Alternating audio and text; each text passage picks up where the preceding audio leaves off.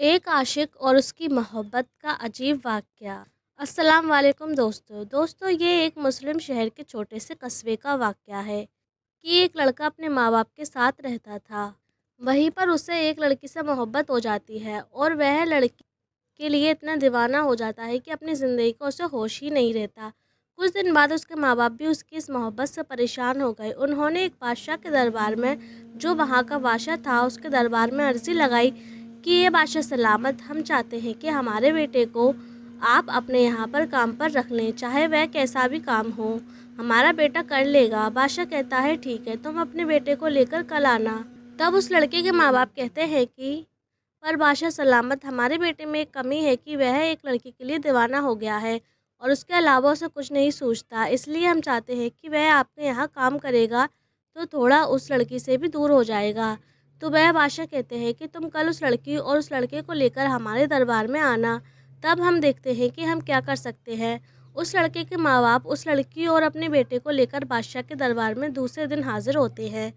تو بادشاہ اس لڑکی کو دیکھ کر کہتا ہے کہ یہ لڑکی، مجھے تو تمہارے اندر ایسی کوئی خاص بات نظر نہیں آئی جس کی وجہ سے تمہارے پیچھے دیوانہ ہوا جائے، اور یہ لڑکا تمہارے پیچھے اتنا دیوانہ ہے کہ اسے اپنے گھر والوں کی فکر بھی نہیں ہے، اور تم دیکھنے میں بھی کچھ خاص نہیں ہو۔ تو اس لڑکی نے بڑا ہی اچھا جواب دیا۔ اس نے کہا کہ اے بادشاہ سلامت، میں آپ کی عزت کرتی ہوں، لیکن جب آپ نے مجھ سے یہ بات کہی ہے تو میں آپ سے بھی کچھ کہنا چاہتی ہوں۔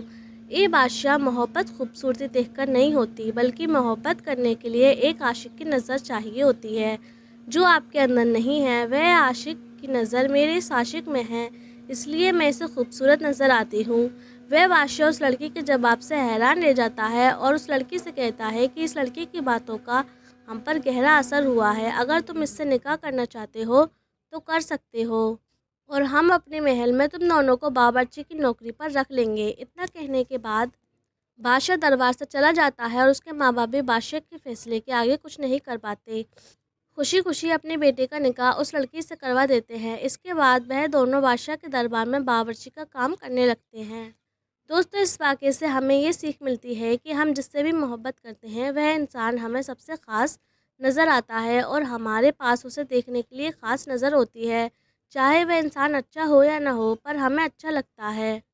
ایسے ہی دوستو، اللہ کی محبت ہوتی ہے۔ جب کوئی بندہ اللہ سے محبت کرتا ہے تو اسے اللہ کی محبت کے آگے کچھ دکھائی نہیں دیتا، کیونکہ اس کے پاس ایک عاشق کی نظر ہوتی ہے جو صرف اپنے محبوب کو خاص مانتی ہے۔